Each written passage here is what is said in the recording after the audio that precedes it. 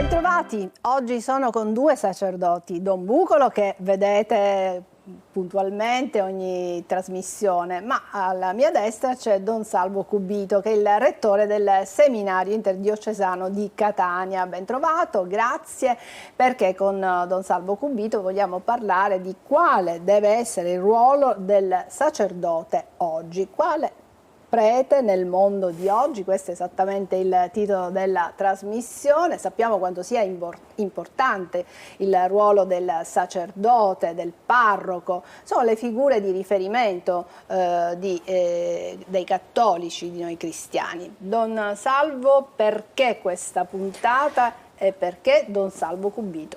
Allora, innanzitutto sappiamo della figura importante del sacerdote, del prete all'interno della Chiesa.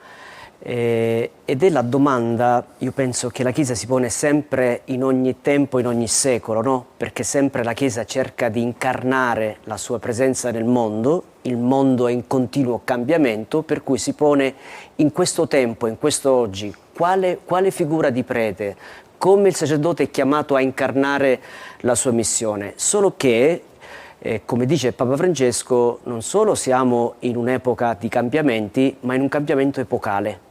Quindi questa domanda in questo tempo ancor più si pone nella sua potenza, nella sua forza, e chiaramente chi più Don Salvo Cubito, che è il rettore del seminario interdiocesano, perché da qualche anno il nostro arcivescovo Renna, insieme al vescovo di Nicosia e al vescovo di Ragusa, hanno voluto proprio dare vita a questo seminario in cui accolgono i seminaristi di queste tre chiese locali. Quindi chi più di lui in qualche modo ci può far luce, visto che si trova H24 a formare i futuri presbiteri, sulla figura del prete nel mondo di oggi. Quindi io passerei subito la parola a lui. Ma io ho una serie di curiosità, perché quando si pensa al seminarista si pensa sempre a un giovane che decide di farsi sacerdote.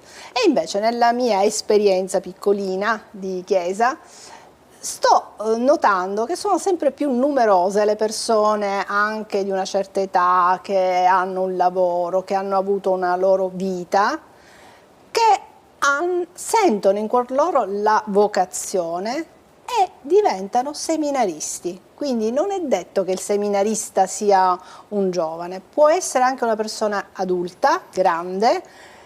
Molti sacerdoti di mia conoscenza avevano anche un lavoro, hanno sentito in cuor loro che non era quella la loro missione, non era quello a cui il Signore li chiamava, non era la famiglia, avere figli, ma farsi sacerdoti, lasciano tutto. E così come molte donne che si fanno suore pur avendo un lavoro e tutto, alcune rimangono laiche, insomma non si consacrano così, altre mettono il velo. Quindi ci sono queste belle vocazioni di cui mi piacerebbe parlare, insomma sottolineare. Quindi cosa si fa quando si entra in un seminario e qual è la figura del rettore soprattutto? Perché se ci sono queste consacrazioni di persone grandi, inevitabilmente avremo dei sacerdoti maturi con un bagaglio di esperienza diversa da quella di un giovane, perché è un sacerdote che ha lavorato.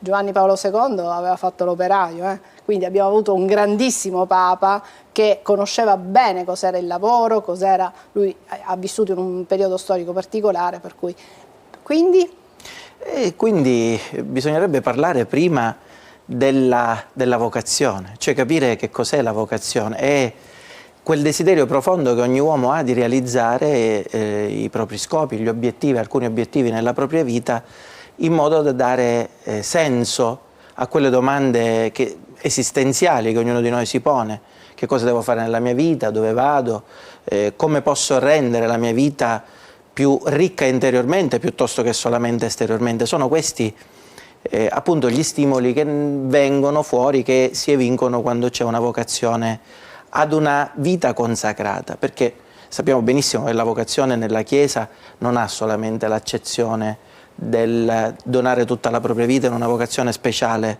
al ministero, come dicevi tu, alla consacrazione di suore o di consacrate laiche, ma c'è anche il matrimonio, e anche quella è una vocazione nella Chiesa. Ovviamente oggi qui noi vogliamo parlare di questo speciale dono di sé al Signore e ai fratelli, perché realmente quando si sceglie di seguire una vocazione, di seguire la chiamata del Signore, è perché si vuole dar senso alla donazione totale. La famiglia è pur sempre una donazione totale, è una donazione a qualcosa di importante. Si pensa al futuro di una società, quando si costruisce una famiglia si pensa al futuro di una società, perché si vuole dare senso alla propria vita e a quella dei propri figli o delle persone che si amano, che ci stanno accanto. Il sacerdote o la suora, e nello specifico il sacerdote, vuol dare senso ad una dimensione più profonda del proprio vivere, che è la vocazione alla totale consacrazione. E quindi diventare in un certo senso padre, genitore di tante persone. Certo, è una dimensione della genitorialità. Non si può vivere la vocazione senza il desiderio della genitorialità, altrimenti è come se si rifiutasse una struttura fondamentale del proprio essere. Un prete o una suora, e ce l'ha detto Papa Francesco in tanti suoi interventi o anche in documenti che parlano appunto della vocazione, un prete o una suora, se non desidera essere padre o madre per le suore, è come se vivesse quella donazione agli altri in maniera parziale, come un lavoro, un'attività sempre lodevole, sempre spesa per gli altri, quindi che può dar senso e ricchezza alla propria vita, ma senza quella essenza fondamentale che è la paternità.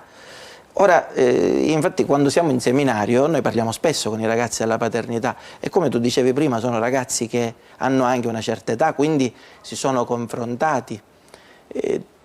Facendo una digressione, un inciso particolare, noi da qualche anno cerchiamo di strutturare la formazione su una dimensione narrativa, cioè ognuno di loro si racconta. Una cosa è essere giovani. Quando si è giovani si racconta poca parte della propria vita, cioè si racconta solitamente, quando si è giovani si sente una vocazione per l'ammirazione di un prete, magari come diceva Padre Salvo, quando si è piccoli, che bello, vorrei essere prete perché sono a contatto con gli altri, le persone, posso aiutare la gente, posso servire il Signore, ci si sente importanti. Poi si cresce, c'è quella diciamo fisiologica momento di crisi che è l'adolescenza, poi nella parte finale dell'adolescenza qualcuno percepisce quel desiderio profondo, dice voglio dare un senso a questo desiderio intimo che è il vivere la vocazione, il vivere la preghiera. Esatto.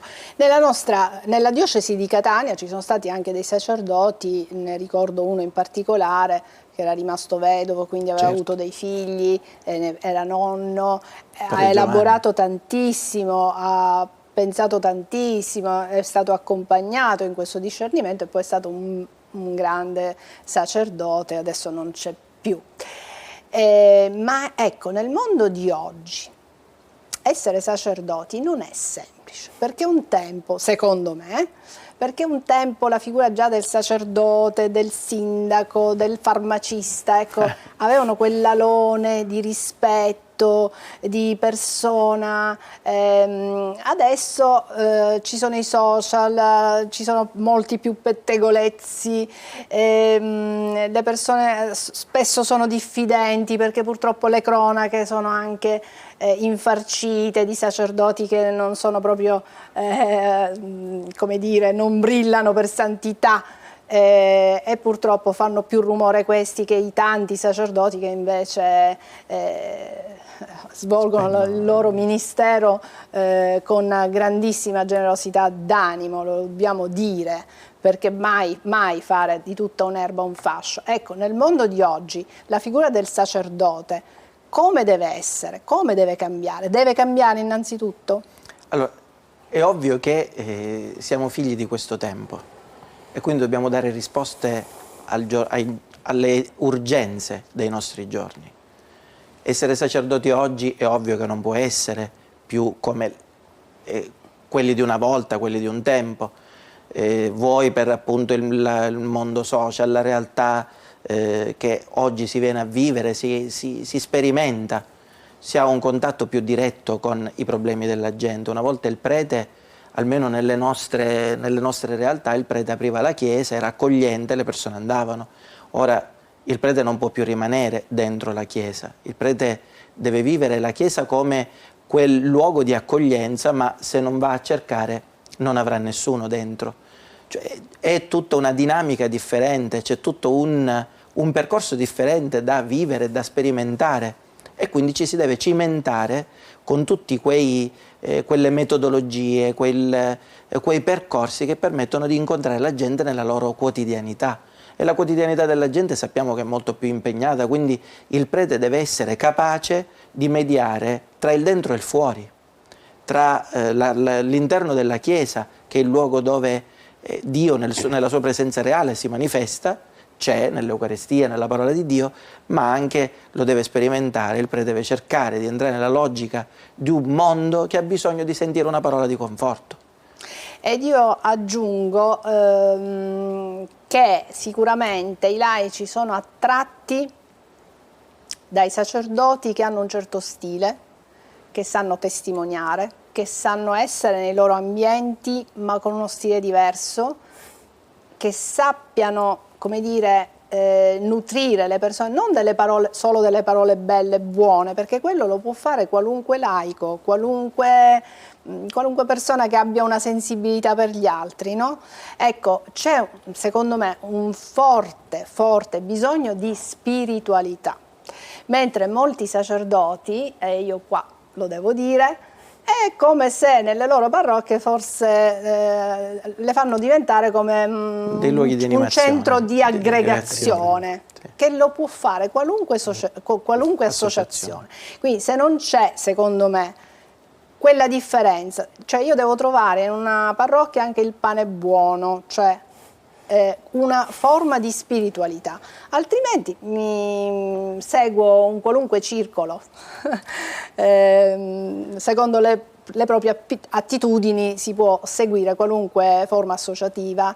Ecco, nella parrocchia invece ci deve essere altro, e quello secondo me è lo scatto che deve fare il sacerdote di oggi. Ma io adesso mi taccio, andiamo in pubblicità e poi voglio sentire, io qui ho 2 sacerdoti, quindi voglio sentire cosa ne pensano di quello che io ho appena detto.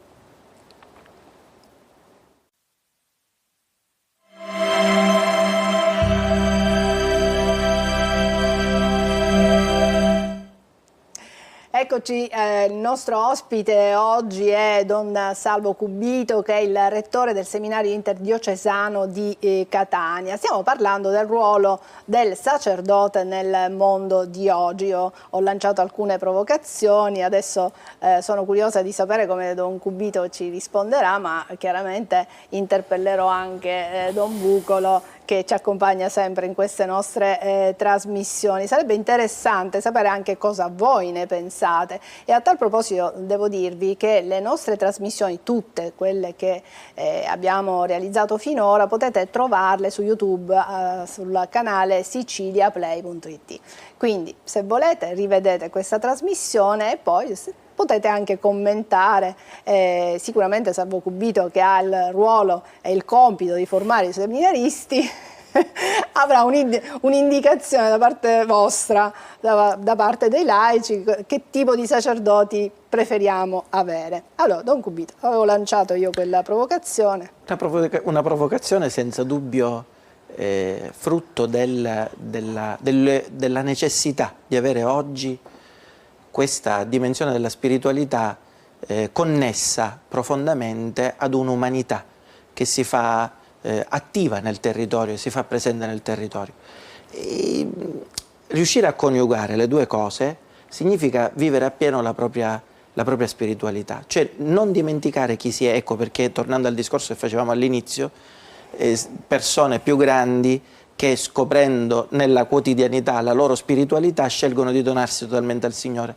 Viene molto semplice in tal senso. Ecco, vedete anche il giornalino del nostro seminario, il Chiamati. Quindi in una dimensione umana, in una dimensione della realtà stiamo vedendo i seminaristi, sì. Allora, no? Sì, sì. Scusa se ti interrompo, però no, è bello far capire cosa stiamo vedendo. Questi sono i seminaristi di tutti i corsi, dal 1° al 6° anno. E sono di Ragusa, Nicosia e Catania. E Catania, sì. Per cui dicevo, tutti questi ragazzi o meno sperimentano già nella loro vita il bisogno di una risposta spirituale, di una risposta cristiana alle loro domande di senso. Quindi sono più portati, sono più attenti e capaci di cogliere quelle che sono le richieste da parte di un laicato che nelle nostre parrocchie, nella nostra società, nella nostra quotidianità ci dice qualcosa. Quindi è ovvio che è un'urgenza, ma è altrettanto ovvio che sono figli di questo tempo. Quindi più o meno nel loro percorso, anche nella loro crescita, nelle esperienze che gli facciamo fare e nelle testimonianze che vengono dai sacerdoti delle varie diocesi, ricevono già un'infarinatura su ciò che può essere un approccio con un mondo che chiede determinate cose. Altro capitolo diciamo un po' spinoso è il fatto che ci sono sempre meno sacerdoti e quindi quelli che ci siete oberati, siete molto impegnati. E questo inevitabilmente, io immagino, si rifletta un po' o no sul vostro approccio nei confronti delle persone, dei fedeli che si accostano a voi. Allora, questa riduzione di numero di noi presbiteri, secondo me, sprona innanzitutto a interrogarci, perché saper leggere la storia, saper leggere anche questo numero minore di preti, come probabilmente lo Spirito Santo ci vuole parlare tramite i segni dei tempi, ma anche ci porta, possiamo dire, all'essenzialità, cioè è chiaro che se io sacerdote, io parroco che gestisco una parrocchia, devo gestire tutti i dettagli della parrocchia, quindi il pagamento della bolletta e la struttura e altre cose, è chiaro che non arrivo a fare tutto. Il fatto che siamo sempre di meno mi porta ad andare all'essenziale. Qual è l'essenziale? E qui giustamente alla domanda che poco fa Don Salvo rispondeva, mi faccia una frase che più volte ha detto Papa Francesco e l'aggiungo, cioè il fatto che il sacerdote innanzitutto deve avere l'odore delle pecore, cioè colui che sta prossimo, impastato nell'umanità, che accoglie, che interagisce, che sposa quella realtà umana, ma anche l'odore di Cristo, perché non siamo a fare soltanto volontariato, non siamo soltanto a essere compagni di viaggio, non siamo soltanto a fare una sorta di onus che aiuta le persone, ma siamo chiamati a dare l'odore di Cristo, e questo tramite cosa? Tramite la nostra umanità. Per questo nel seminario, e questo lui lo sa benissimo, è molto importante la formazione umana, ma la formazione spirituale, la formazione pastorale, la formazione culturale, che sono le 4 dimensioni importanti in cui l'una interagisce con l'altra. Questa formazione è una formazione, possiamo dire, permanente, perché attenzione, è vero che il futuro prete si forma in seminario, ma non è finita lì. Io sono prete da 26 anni, ma hai voglia che ho bisogno sempre di formarmi, perché no, di mettermi in discussione, ma mettermi in discussione perché i tempi sono tempi sempre esigenti, perché magari la situazione diventa sempre più critica, il volto della Chiesa non è più come una volta. Io che mi occupo in diocesi della pastorale familiare mi accorgo dinanzi a sfide familiari sempre nuove, sempre problematiche, dinanzi alla quale probabilmente non ho, anzi non devo avere la risposta pronta. Forse la risposta, o meglio la luce, l'abbiamo insieme camminando con le famiglie. Quindi potrei dire un po' la Chiesa è questo work in progress, in cui, attenzione, non si mettono in discussione i pilastri. Il mistero dell'incarnazione di Cristo, il mistero della Trinità, i sacramenti, il volto della Chiesa, qui non si vuole relativizzare, si vuole soltanto dire che la Chiesa vive nel tempo, e un po' la storia dei concili, la storia dei sinodi, il sinodo attuale ci mostra come, ok, la Chiesa è sempre quella, ma la Chiesa è chiamata a incarnarsi in questo tempo.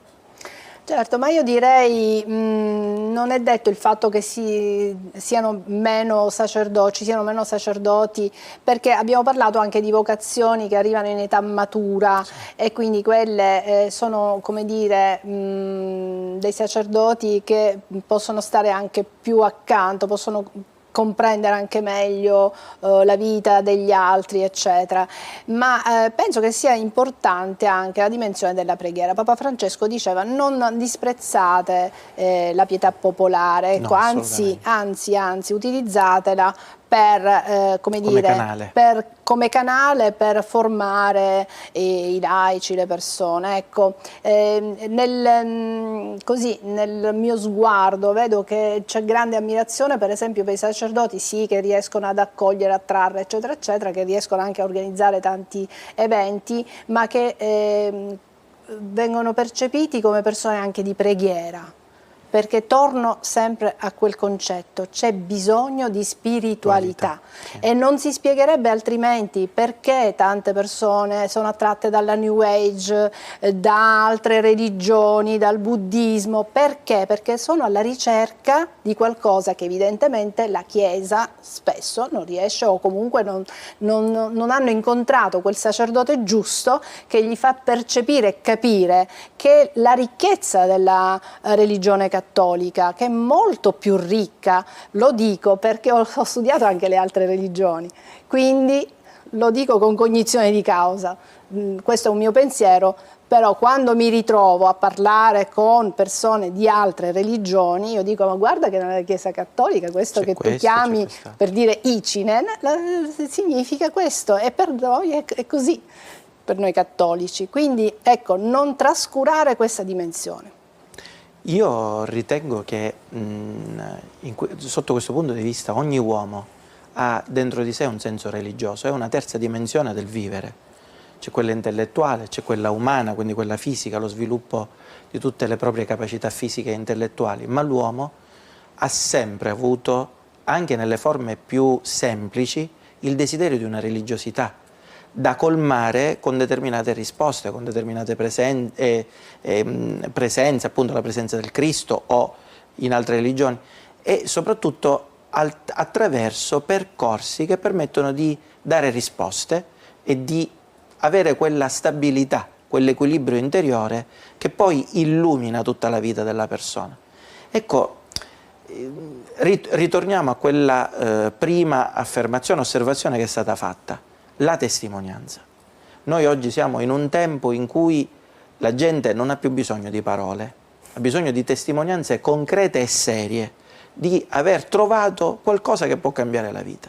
Io mi ricordo sempre un'anziana signora che disse a un sacerdote, che era sempre un uomo molto di preghiera, ma serenissimo, e disse quella signora: lei dove trova tutta questa serenità nonostante le difficoltà che lei affronta ogni giorno nella sua vita? E quel sacerdote rispose in maniera molto semplice, stando davanti al Signore. Cioè non servono percorsi, processi articolati difficili, serve quell'esercizio, come diceva Padre Salvo, di tutti i giorni, di cercare in qualcuno e per qualcuno quella serenità interiore che porta a darsi delle regole, un equilibrio. Oggi dicevamo, tante volte mi capita, dice: perché ci sono meno vocazioni? Ne parliamo anche con i seminaristi spesso. Non ci sono meno vocazioni, il Signore non smetterà mai di chiamare qualcuno, perché se noi crediamo che il Signore è Padre, ha attenzione per la sua Chiesa, non smetterà mai di chiamare nessuno. È la confusione che c'è in giro che non ci permette di rispondere. Siamo troppo distratti, abbiamo troppe cose da fare. Non ci sappiamo ascoltare non ci sappiamo ascoltare nemmeno noi, quindi immaginiamoci se già umanamente abbiamo difficoltà ad accogliere il parlare, il dire dell'altro, o la problematica dell'altro, o la cosa positiva dell'altro, a volte perché poi diventa motivo per chissà quale osservazione o puntualizzazione. Se non ci sappiamo ascoltare, immaginiamo se sappiamo ascoltare Dio che parla nel cuore, che sappiamo benissimo che non urla, sussurra. Quindi quel sussurro deve essere il risultato di un atteggiamento di preghiera, di un atteggiamento di silenzio. E allora lì il sacerdote veramente, chi si forma, deve essere capace, uscendo dal seminario, tenendo conto di quella formazione permanente di cui parlava Padre Salvo, di saper conciliare quei 4 aspetti: intellettuale, umano, pastorale e spirituale, che fanno sì che la persona del sacerdote viva un equilibrio. Il seminario vive queste tappe secondo un ordine, anzi queste dimensioni, secondo un ordine che sono delle tappe. E quelle tappe sono molto utili a maturare determinati atteggiamenti. La prima tappa è quella discepolare, poi c'è la discepolare. Capisco chi è Gesù e voglio seguirlo, sono affascinato da quest'uomo. Poi configuratrice, capisco che quest'uomo è Dio, mi affido a Lui. E poi la sintesi pastorale. Ho conosciuto, ho vissuto, lo consegno. Cioè questo è il percorso che noi cerchiamo di indirizzare, di illuminare nella vita di questi ragazzi, perché ragazzi o meno, perché possano poi dare quello di cui tu parlavi. Perché è ovvio che non possiamo vendere, cioè noi non vendiamo altro, noi diciamo chi siamo. Ho incontrato una persona, la consegno. Io mi ricordo che anche quando ero seminarista io stesso, quindi stiamo parlando di parecchi anni fa, e oggi i ragazzi ascoltano, ma più che ascoltare guardano. Cioè, essendo io il loro formatore con gli altri membri dell'equipe formativa, e li ringrazio tutti, perché dalle altre diocesi, da Nicosia, da Ragusa e anche dalla nostra stessa diocesi di Catania, altri sacerdoti svolgono questo ruolo, questo compito di accompagnamento. Vedo che la cosa che osservano di più i giovani e i meno giovani è la nostra coerenza. Quando leggiamo il Vangelo, proclamiamo il Vangelo, poi ci chiedono di viverlo, non di dirlo. E questo è quello che la società vuole. Che tutti desiderano, indubbiamente. Vogliamo concludere, perché abbiamo finito il nostro tempo, dando qualche indicazione, se qualcuno sente in cuor suo di essere chiamato a una consacrazione, cosa deve fare? Ne parla con un sacerdote, si avvicina allo studio teologico, a Catania, al seminario. Ecco, cosa ne parla Don Cubito, poi diamo la parola conclusiva a Don Salvo e chiudiamo. Allora, è ovvio che se si sente la vocazione è perché si è conosciuto anche, si è avuto un'immagine di prete o si è venuti a contatto con un sacerdote che magari dà questa testimonianza. La prima cosa è parlarne con quel sacerdote. E poi i sacerdoti sappiamo benissimo come indirizzare ragazzi e meno ad un percorso formativo, ma io direi prima ad un cammino di ulteriore discernimento vocazionale, che è la cosa più importante per far chiarezza. È come l'innamoramento, di chi mi sono innamorato, di chi sento per chi sento questa passione. Ecco, diciamo che i sacerdoti dovremmo essere, e lo siamo, degli specialisti dell'indirizzo religioso. Quindi è questo quello che... Grazie Padre Cubito, grazie per essere stato nostro ospite. Don Bucolo, concludendo. Io penso l'ultima cosa, ma un po' si è detto, la spiritualità, la preghiera. Cioè in fondo il sacerdote, proprio perché vive la sua relazione con Cristo, perché in fondo poi cos'è la preghiera, cos'è la spiritualità se non mettermi in relazione con Cristo? Proprio perché il sacerdote si mette in relazione con Cristo, aiuta la gente a entrare in relazione con Cristo. Cioè è la spiritualità che io vivo nella mia carne, che diventa canale per gli altri, ma come? Tramite testimonianza concreta, perché la nostra umanità, i nostri pori della pelle che trasmette questa presenza del Signore. E in questo Don Salvo Cubito, che ringrazio per il servizio prezioso che fa, non solo per la nostra Chiesa di Catania, ma anche Ragusa e Nicosia, sa bene quanto è importante che questo tempo di seminario sia un tempo in cui, ma l'ha già detto nelle varie fasi, questa relazione con Cristo che diventa per gli altri poi relazione del popolo di Dio che entra col Signore. Grazie. Grazie, chiudiamo perché abbiamo anche sforato un po' il nostro tempo. Grazie quindi a Don Salvo Bucolo, grazie a Don Salvo Cubito e grazie anche a voi che ci avete seguito fin qui. Vi diamo appuntamento alla prossima puntata.